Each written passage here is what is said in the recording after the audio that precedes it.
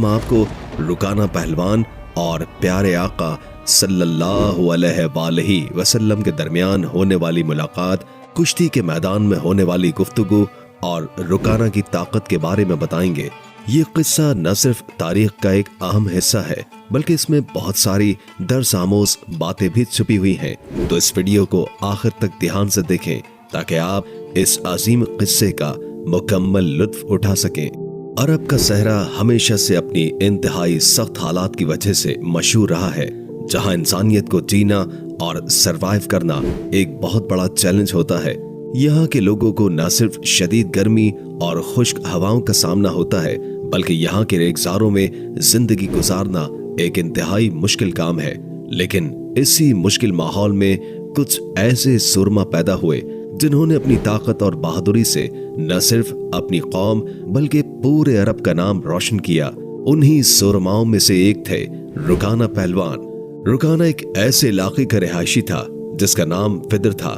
ये गांव अरब के मशहूर तिजारती रास्तों पर वाक़ था और यहाँ के लोग न सिर्फ तिजारत बल्कि ज़राअत और दीगर कामों में भी मशगूल थे। फिद्र के लोग अपनी मेहमान नवाजी और बहादुरी के लिए बहुत मशहूर थे और यहाँ के रस्म और रिवाज भी बहुत अहमियत रखते थे। रुकाना भी उन्हीं में से एक था, मगर उसकी खुसूसियत ये थी कि वो अपनी जिस्मानी ताकत के लिए पूरे अरब में मशहूर था। उसका असल नाम रुकाना बिन अब्द यजीद था, लेकिन लोग उसे रुकाना पहलवान के नाम से जानते थे और यही उसकी शोहरत का सबब था। रुकाना की ताकत का कोई मुकाबला नहीं था। जब वो कुश्ती लड़ता तो उसके कदमों के निशान रेत में गहरे गढ़ों की शक्ल इख्तियार कर जाते। गोया वो सिर्फ एक आदमी नहीं बल्कि एक ताकत का मुजस्मा भी था। उसकी कुव्वत का ये आलम था कि वो अपने हरीफ को जमीन पर पटक कर हमेशा फाते बनता था। उसने कभी किसी से शिकस्त नहीं खाई और अपने हर हरीफ को चारों शाने चित किया था। लेकिन एक दिन रुकाना को एक अहम खबर मिली। खबर ये थी कि मक्का मुकर्रमा में एक नबी सल्लल्लाहु अलैहि वसल्लम तशरीफ लाए हैं जो दावा करते हैं कि वो अल्लाह के रसूल हैं। ये खबर बहुत तेजी से अरब के मुख्तलिफ इलाकों में फैल गई थी। लोग मुख्तलिफ अंदाज में उस नबी के बारे में बातें कर रहे थे। कुछ लोग उनके हौसले और हिम्मत की तारीफ कर रहे थे, जबकि कुछ लोग उनके दावे को शक की नजर से देख रहे थे। लेकिन रुकाना का दिल बहुत पुरशौक था और वो इन तमाम बातों से बेखबर था कि ये नबी कौन है और इनका पैगाम क्या है। रुकाना की ताकत का राज सिर्फ उसकी जिस्मानी ताकत में नहीं था, बल्कि उसकी जहानत और हिकमत भी उसकी कुव्वत का एक बहुत बड़ा हिस्सा थी। उसे अपनी जिस्म की ताकत पर पूरा यकीन था और वो समझता था कि उसकी कुव्वत किसी भी हरीफ के लिए काफी है। लेकिन जब उसने सुना कि एक नबी सल्लल्लाहु अलैहि वसल्लम मक्के में तशरीफ लाए हैं, तो उसके दिल में ये सवाल उठा कि आया ये नबी भी उसकी ताकत के सामने टिक सकेंगे। रुकाना की ये ख्वाहिश थी कि वो उस नबी के साथ मुलाकात करे ताकि वो ये जान सके कि क्या वाकई ये नबी इतनी बड़ी ताकत रखते हैं कि इसका मुकाबला कर सके। चुनाचे वो मक्का मुकर्रमा रवाना हो गया ताकि वो नबी सल्लल्लाहु अलैहि वसल्लम से मिल सके और उनके बारे में मजीद जान सके। मक्के पहुंचकर रुकाना ने नबी सल्लल्लाहु अलैहि वसल्लम से मुलाकात की। ये मुलाकात एक बहुत ही अहम मोड़ साबित हुई, क्योंकि इस मुलाकात के बाद रुकाना की जिंदगी में कई तब्दीलियां आई। रुकाना ने नबी सल्लल्लाहु अलैहि वसल्लम से कुश्ती की दरखास्त की और मोहम्मद सल्लल्लाहु अलैहि वसल्लम ने उसका दावा सुना और फिर उसके साथ बातचीत की। इस दौरान नबी सल्लल्लाहु अलैहि वसल्लम ने रुकाना को अपनी ताकत और हौसले का राज बताया और साथ ही उसे अल्लाह की रहनुमाई का पैगाम दिया। रुकाना ने हजरत मोहम्मद सल्लल्लाहु अलैहि वसल्लम से बात करने के बाद उनकी रहनुमाई को कबूल किया और फिर वो अपने दिमाग में एक नया इनकलाब महसूस करने लगा। इस मुलाकात ने उसकी सोच को बदल दिया और उसने अपनी जिंदगी का मकसद एक नया रुख इख्तियार किया। इसके बाद रुकाना ने न सिर्फ अपनी जिस्मानी ताकत के राज को समझा, बल्कि उसने अपनी रूहानी ताकत को भी दरियाफ्त किया। अब आप सोच रहे होंगे कि रुकाना का बेटा आखिरकार क्यों कुश्ती लड़ने आया था। उसकी वजह यह थी कि रुकाना की जिंदगी का एक नया मकसद था और वो चाहता था कि उसका बेटा भी उस राह पर चले जिस पर उसने चलने का इरादा किया था। उसके बेटे ने भी कुश्ती में हिस्सा लिया ताकि वो अपनी ताकत اور ہمت کا مظاہرہ کر سکے اور اپنے والد کی طرح ایک عظیم جنگجو بن سکے۔ دوستو، اس پورے قصے کا پیغام یہ ہے کہ صرف جسمانی طاقت انسان کی اصل طاقت نہیں ہوتی، بلکہ روحانی طاقت اور اللہ کی رہنمائی بھی انسان کی طاقت کا اصل راز ہے۔ حضرت محمد صلی اللہ علیہ وآلہ وسلم نے ہمیشہ اس بات کی تعلیم دی ہے کہ انسان کی اصل قوت اللہ کی طرف سے ہے، اور یہی قوت انسان کو زندگی کے ہر میدان میں کامیاب بنانے کے لیے کافی ہے۔ ایک وقت تھا جب عرب کے کئی علاقوں میں نبی کریم صلی اللہ علیہ وآلہ وسلم کی باتوں کے بارے میں مختلف آرا پائی جاتی تھی۔ کچھ لوگ ان پر ایمان لاتے تھے اور ان کی باتوں کو سچ سمجھتے تھے، جبکہ کچھ انہیں جھوٹا اور جادوگر کہہ کر ان کا مذاق اڑایا کرتے تھے۔ ایک ایسا شخص جو نبی صلی اللہ علیہ وآلہ وسلم کے بارے میں اس وقت تک فیصلہ کرنے میں مولک تھا، وہ تھا رکانہ پہلوان۔ ایک انتہائی طاقتور اور مشہور شخصیت تھا۔ اس کی طاقت کی شہرت پورے عرب میں پھیل چکی تھی۔ اس کی قوت کو چیلنج کرنا کسی کے بس کا کام نہیں تھا، لیکن جب اس نے نبی کریم صلی اللہ علیہ وآلہ وسلم کے بارے میں سنا تو اسے اپنی طاقت کا امتحان لینے کی خواہش پیدا ہوئی۔ رکا پہلوان نے دل میں سوچا کہ اگر نبی کریم صلی اللہ علیہ وآلہ وسلم واقعی اللہ کے رسول ہیں تو انہیں میری طاقت کا مقابلہ کرنا ہوگا۔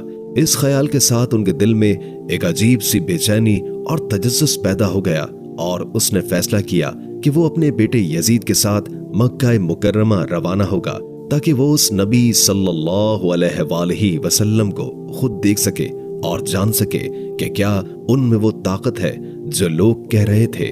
یزید رکا پہلوان کا بیٹا اپنے والد کی طرح بہت ہی بہادر اور طاقتور تھا۔ وہ بھی اپنے والد کے نقش قدم پر چل کر کشتی کرتا تھا اور ہمیشہ اپنی طاقت کو ثابت کرنے کی کوشش کرتا تھا۔ وہ اپنے والد کی طرح مکے جانے کے لیے بے حد بیتاب تھا تاکہ وہ نبی صلی اللہ علیہ وآلہ وسلم کو دیکھ سکے اور ان کے بارے میں سچ جان سکے۔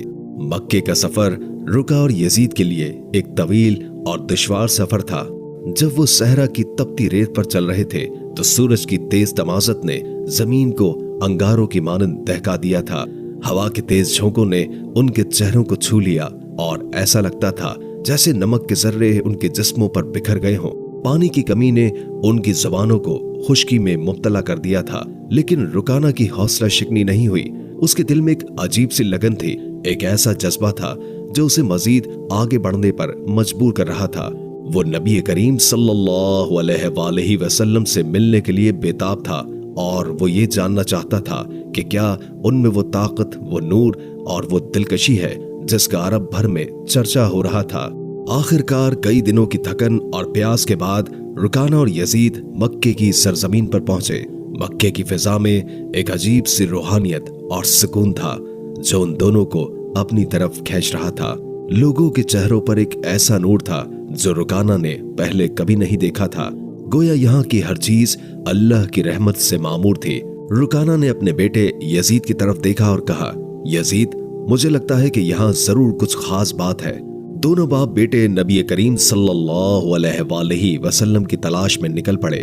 کچھ لوگوں سے پوچھنے کے بعد انہیں بتایا گیا کہ نبی کریم صلی اللہ علیہ وآلہ وسلم اس وقت مسجد میں ہے۔ ان کے قدم مسجد کی طرف بڑھنے لگے اور دل میں ایک عجیب سی بے چینی اور تجسس تھا۔ جب وہ مسجد میں داخل ہوئے تو وہاں ایک سادہ سے لباس میں ایک بزرگ بیٹھے ہوئے تھے۔ ان کے چہرے پر ایک ایسی مسکراہٹ تھی جو دل کو چھو لینے والی تھی، گویا وہ ہر آنے والے کا خیر مقدم کر رہے ہوں۔ رکانہ پہلوان نے فوراً پہچان لیا کہ یہ وہی شخصیت ہے جن کی تلاش میں وہ اتنی دور سے آئے تھے۔ جیسے ہی رکانہ نے نبی کریم صلی اللہ علیہ وآلہ وسلم کے سامنے قدم بڑھائے، اس کا سینہ فخر سے تنا ہوا تھا اور اس کی نگاہیں چمک رہی تھی۔ اس نے اپنی طاقت اور ہمت کے ساتھ نبی کریم صلی اللہ علیہ وآلہ وسلم کو سلام کیا اور اپنے آپ کو متعارف کرایا۔ نبی کریم صلی اللہ علیہ وآلہ وسلم کی یہ عادت مبارکہ تھی کہ جو بھی شخص ان سے ملتا، آپ علیہ السلام اسے اسلام قبول کرنے کی دعوت دیتے تھے۔ آپ علیہ السلام نے رکانہ کو بھی دعوت دی کہ اے رکانہ، تم بت پرستی سے توبہ کر کے اللہ پر ایمان لاؤ جو بے شریک ہے۔ رکانہ پہلوان کو یہ دیکھ کر حیرت ہوئی کہ نبی صلی اللہ علیہ وآلہ وسلم خود اسے تبلیغ کر رہے ہیں، جبکہ وہ خود ان سے کشتی کرنے آیا تھا۔ اس نے اپنی طاقت کا زہر برسا کر جواب دیا، میں رکانہ ہوں، پورے عرب کا مشہور پہلوان، میری طاقت کے چرچے تم نے بھی سنے ہوں گے۔ پھر رکانہ نے نبی کریم صلی اللہ علیہ وآلہ وسلم کو چیلنج کیا اور کہا، میں نے سنا ہے کہ تم اللہ کے رسول ہو، اگر یہ سچ ہے تو آؤ مجھ سے کشتی کرو، اگر تم جیت گئے تو میں تمہاری بات مانوں گا اور تمہارے دین میں داخل ہو جاؤں گا۔ نبی کریم صلی اللہ علیہ وآلہ وسلم کے چہرے پر ایک پرنور مسکراہٹ پھیل گئی۔ آپ علیہ السلام نے رکانہ کی للکار قبول کرتے ہوئے فرمایا، اگر تمہاری خواہش ہے کہ تم اس شرط پر اسلام قبول کرو گے تو میں تم سے کشتی لڑنے کے لیے تیار ہوں۔ رکانہ کے دل میں خوشی کی لہر دوڑ گئی۔ اس نے سوچا، میں تو اسے لمحوں میں چاروں شانے چت کر کے اپنی طاقت کا لوہا منوا لوں گا، لیکن یہ مقابلہ ایسا تھا جس کا تصور بھی مشکل تھا۔ ایک طرف نبی کریم صلی اللہ علیہ وآلہ وسلم تھے جن کا معمول انتہائی سادہ تھا اور جو کئی دنوں تک فاقے برداشت کرتے، کھجور کا ایک دانہ منہ میں ڈال کر دن گزار لیتے تھے۔ دوسری طرف رکانہ تھا جو ہر روز گوشت اور دودھ کی فراوانی سے اپنی طاقت کو بڑھاتا تھا۔ رکانہ کی جسمانی طاقت کے حوالے سے یہ مشہور تھا کہ وہ ایک وقت میں 200 آدمیوں کا مقابلہ کر سکتا تھا، لیکن جب مقابلہ شروع ہوا تو وہ چیز سامنے آئی جس کا رکانہ نے کبھی تصور بھی نہیں کیا تھا۔ نبی کریم صلی اللہ علیہ وآلہ وسلم کی طاقت جو کہ روحانی تھی نے رکانہ کو اتنی قوت سے زمین پر گرا دیا کہ وہ لمحوں میں پچھڑ گیا۔ رکانہ نے جو سمجھا تھا وہ حقیقت سے کہیں دور تھا۔ نبی کریم صلی اللہ علیہ وآلہ وسلم کی ہمت اور جذبہ وہ چیز تھی جس نے رکانہ کو نہ صرف مادی طور پر بلکہ روحانیت کے لحاظ سے بھی شکست دی تھی۔ رکانہ نے اپنی زندگی کا سب سے بڑا سبق سیکھا اور اس نے اللہ کی وحدانیت اور نبی صلی اللہ علیہ وآلہ وسلم کے پیغام کو تسلیم کیا۔ اس دن کے بعد رکانہ پہلوان کا دن اسلام کی روشنی سے منور ہو گیا اور اس نے اپنے آپ کو اسلام کے راستے پر گامزن کر لیا۔ نبی علیہ السلام کی شخصیت نے اسے وہ باتیں سکھائیں جو اس کی طاقت اور جاہ و جلال سے کہیں بڑھ کر تھیں۔ یہ واقعہ نبی کریم صلی اللہ علیہ وآلہ وسلم کی عظمت اور معجزات کا ایک زندہ اور غیر معمولی ثبوت ہے جو آج بھی دنیا کے ہر کونے میں سنایا جاتا ہے۔ جب حضرت محمد صلی اللہ علیہ وآلہ وسلم کا مقابلہ رکانہ کے ساتھ شروع ہوا تو اس منظر نے دیکھنے والوں کی آنکھوں کو حیرت میں مبتلا کر دیا۔ رکانہ جو کہ عرب کے مشہور اور طاقتور پہلوان کے طور پر جانا جاتا تھا، اس کی تمام تر خود اعتمادی ایک لمحے میں خاک ہو گئی جب حضرت محمد صلی اللہ علیہ وآلہ وسلم نے رکانہ کو اپنے سامنے لایا تو اس وقت لوگ اپنی آنکھوں پر یقین کرنے سے قاصر تھے۔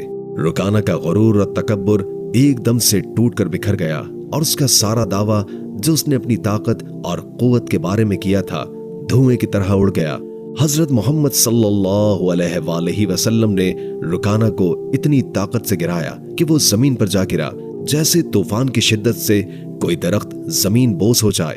یہ منظر دیکھ کر رکانہ دنگ رہ گیا اور اس کے دل میں شکوک و شبہات کا غبار بھی صاف ہو گیا۔ وہ سوچنے لگا کہ ایسا شخص جو ظاہری طور پر کمزور نظر آتا ہو اتنی بے پایا طاقت کا مالک کیسے ہو سکتا ہے۔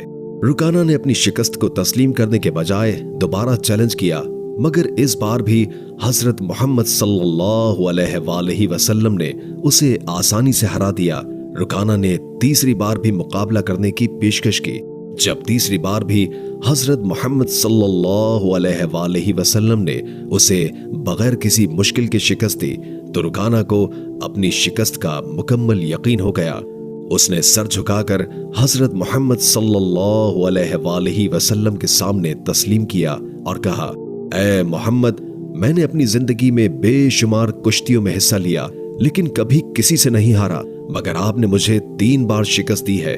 اس کا مطلب یہ ہے کہ آپ اللہ کے سچے رسول ہیں اور میں آپ کے دین میں داخل ہونا چاہتا ہوں۔ یہ واقعہ نہ صرف رکانہ کی ذات کا بدلاؤ تھا بلکہ اس میں ایک بہت بڑی حقیقت پوشیدہ تھی کہ حضرت محمد صلی اللہ علیہ وآلہ وسلم کی طاقت صرف جسمانی نہیں تھی بلکہ یہ اللہ کی طرف سے آئی ہوئی تھی۔ حضرت محمد صلی اللہ علیہ وآلہ وسلم کی ہر حرکت میں اللہ کی حکمت اور طاقت کا عکس نمایاں تھا۔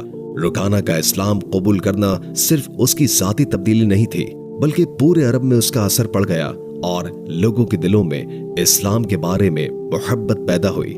जब रुकाना ने इस्लाम कबूल किया तो उसका बेटा यजीद, जो खुद भी एक मारूफ पहलवान था, इस हकीकत को तस्लीम करने के लिए तैयार नहीं था। वो अपने वालिद की शिकस्त को अपनी जिल्लत समझ रहा था और उसके दिल में हजरत मोहम्मद सल्लल्लाहु अलैहि वसल्लम को चैलेंज करने की एक आग भड़क रही थी। यजीद, जो कि जवानी के जोश और अपने वालिद की शिकस्त के गम में डूबा हुआ था, हजरत मोहम्मद सल्लल्लाहु अलैहि वसल्लम के सामने आकर कहने लगा, तुमने मेरे वालिद को शिकस्त देकर ये साबित किया है कि तुम एक गैर मामूली इंसान हो, लेकिन मैं अभी तक तुम्हारी ताकत को नहीं जान सका। क्या तुम मुझसे भी कुश्ती लड़ोगे? हजरत मोहम्मद सल्लल्लाहु अलैहि वसल्लम ने यजीद की आंखों में झांककर उसकी लालच और चैलेंज को कबूल किया। हजरत मोहम्मद सल्लल्लाहु अलैहि वसल्लम जानते थे कि यजीद के दिल में अभी तक शक व शुबहात की आंधियां चल रही थी और उसको ईमान की रोशनी की जरूरत थी। यजीद ने अपने आप को उस मुकाबले के लिए तैयार किया और अपनी तमाम ताकत को हजरत मोहम्मद सल्लल्लाहु अलैहि वसल्लम के खिलाफ इस्तेमाल करने की भरपूर कोशिश की। यजीद, जो कभी किसी से नहीं हारा था, वो ये सोच रहा था कि वो हजरत मोहम्मद सल्लल्लाहु अलैहि वसल्लम को शिकस्त देकर अपने वालिद की शिकस्त का बदला लेगा और अपनी कौम का सर फख्र से बुलंद करेगा। जब कुश्ती शुरू हुई तो यजीद ने अपनी तमाम तर ताकत हजरत मोहम्मद सल्लल्लाहु अलैहि वसल्लम पर इस्तेमाल की, लेकिन हजरत मोहम्मद सल्लल्लाहु अलैहि वसल्लम ने उसके तमाम हमलों को बआसानी रोक दिया। यजीद इस कदर हैरान हो गया कि वो समझ ही नहीं पाया कि ये सब कैसे हो रहा है। उसने एक लम्हे के लिए सोचा कि क्या ये मुमकिन है कि उसका हर वार नाकाम हो रहा हो। हजरत मोहम्मद सल्लल्लाहु अलैहि वसल्लम ने यजीद को एक लम्हे का मौका दिया ताकि वो अपनी ताकत आजमा ले, लेकिन जैसे ही यजीद ने अपनी पूरी ताकत लगाकर हमला किया, हजरत मोहम्मद सल्लल्लाहु अलैहि वसल्लम ने एक बर्क रफ्तार हरकत की और यजीद को जमीन पर गिरा दिया।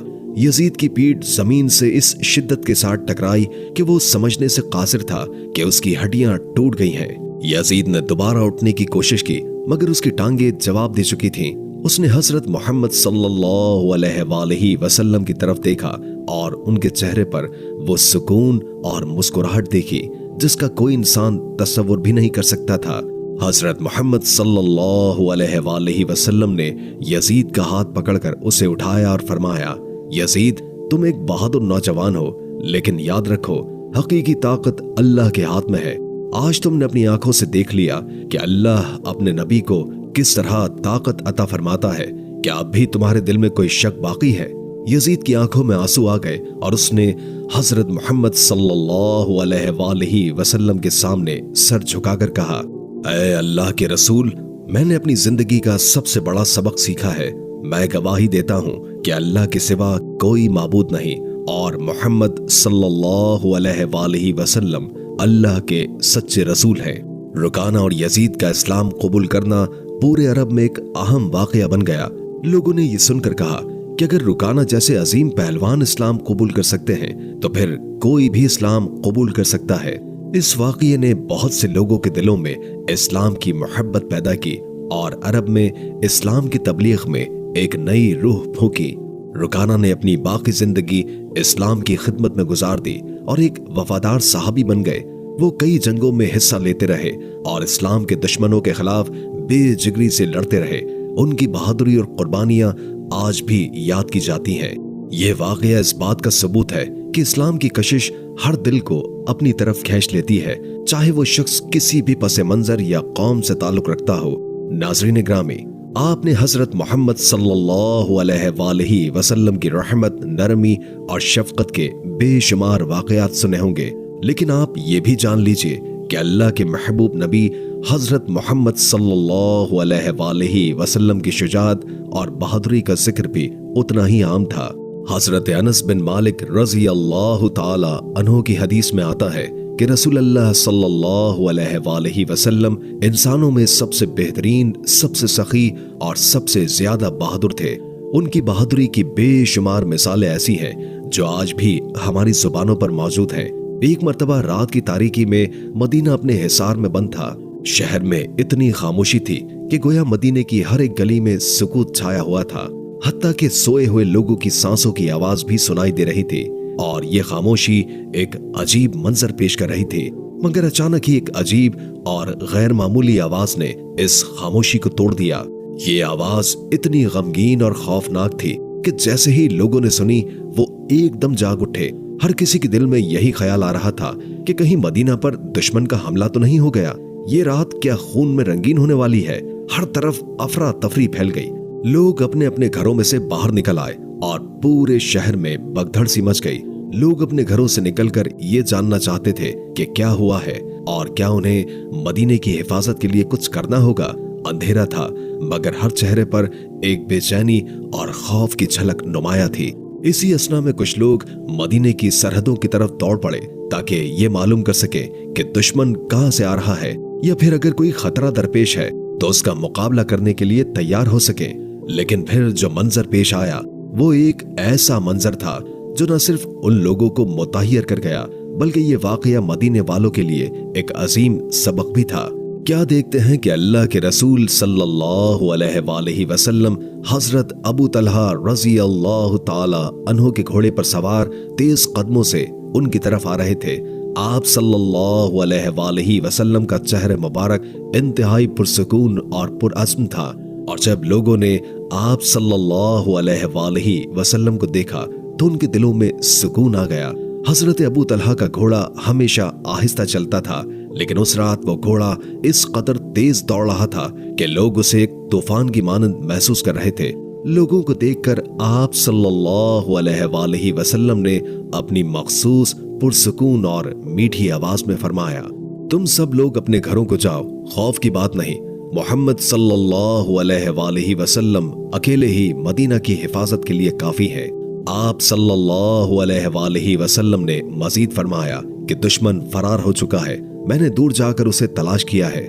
آپ کی آواز میں اتنی مٹھاس اور سکون تھا کہ اس کی گونج نے لوگوں کے دلوں سے خوف اور پریشانی کو مکمل طور پر نکال دیا تھا، اور وہ واپس اپنے گھروں کی طرف چل پڑے۔ پورے شہر میں سکون اور اطمینان کی فضا چھا گئی۔ اس واقعے نے لوگوں کے دلوں میں یہ پیغام دیا کہ جب تک اللہ کے نبی صلی اللہ علیہ وآلہ وسلم ہمارے ساتھ ہیں، ہمیں کسی دشمن سے خوف زدہ ہونے کی ضرورت نہیں ہے۔ یہ واقعہ اس بات کا آئینہ دار تھا کہ اللہ کی حفاظت میں رہ کر انسان کسی بھی مشکل یا پریشانی کا سامنا کر سکتا ہے، اور اس میں کچھ بھی غیر معمولی نہیں ہوتا۔ آپ صلی اللہ علیہ وآلہ وسلم کا یہ معجزہ صرف اس رات کی جرأت اور بہادری کا مظہر نہیں تھا، بلکہ یہ اس بات کی علامت بھی تھا کہ اللہ کے نبی صلی اللہ علیہ وآلہ وسلم کی حفاظت اور رہنمائی ہمیشہ امت مسلمہ کے ساتھ ہے۔ جب ہم اس واقعے کو اپنے دلوں میں سجاتے ہیں تو ہمیں یہ سبق ملتا ہے کہ اللہ کے راستے پر چلنا، اس کی ہدایت کو اپنانا اور اس کے رسول صلی اللہ علیہ وآلہ وسلم کی رہنمائی کے مطابق اپنی زندگی گزارنا ہمارے لیے دنیا اور آخرت میں کامیابی کا ذریعہ ہے۔ یہ ہمیں اپنے ایمان کو مضبوط بنانے کی ترغیب دیتا ہے اور ہمیں یاد دلاتا ہے کہ اللہ کی مدد کبھی ہمیں تنہا نہیں چھوڑتی۔ اسی دوران مکہ مکرمہ میں ایک اور شخص تھا جس کا دل نفرت اور بغض سے بھرا ہوا تھا۔ وہ شخص تھا ابی بن خلف، جو کہ رسول اللہ صلی اللہ علیہ وآلہ وسلم کا سب سے بدترین دشمن تھا۔ اس کی دشمنی کی داستانیں زبان زد عام تھیں۔ اس نے کئی بار اللہ کے رسول کو اذیت پہنچانے کی کوشش کی۔ جنگ احد میں جب اس نے پتھروں سے آپ صلی اللہ علیہ وآلہ وسلم کے چہرہ مبارک کو زخمی کیا تو اس کے نتیجے میں رسول اللہ صلی اللہ علیہ وآلہ وسلم کا دندان مبارک شہید ہو گیا اور آپ کا خون بھی اس کے جسم پر لگا، لیکن یہ سب کچھ اس کی تقدیر کا حصہ بن گیا اور اللہ نے اسے اپنے راستے کی طرف ہدایت دے دی۔ جیسے ہی اس کا سینہ نبی کریم صلی اللہ علیہ وآلہ وسلم کے خون سے رنگین ہوا، ایک عجیب انقلابی تبدیلی اس کے دل میں آئی۔ اس کے دل میں ایک نیا جذبہ بیدار ہو گیا اور اسی میدان میں اس نے اسلام قبول کیا اور کلمہ پڑھا۔ وہ جو کبھی نبی کریم صلی اللہ علیہ وآلہ وسلم کا سب سے بڑا دشمن تھا، وہ اب ان کا سب سے بڑا سپاہی بن چکا تھا۔ یہ واقعہ ہمیں یہ سکھاتا ہے کہ اللہ کا دروازہ ہر وقت کھلا ہوتا ہے اور وہ کسی بھی گناہگار کو اگر وہ سچی توبہ کرے اپنے دروازے کی طرف بلاتا ہے، اس سے یہ بھی ظاہر ہوتا ہے کہ اللہ کے رسول صلی اللہ علیہ وآلہ وسلم کی محبت اور ان کی ہدایت میں اتنی طاقت ہے کہ وہ انسان کے دل میں موجود نفرت اور بغض کو بھی محبت اور عقیدت میں بدل سکتی ہے۔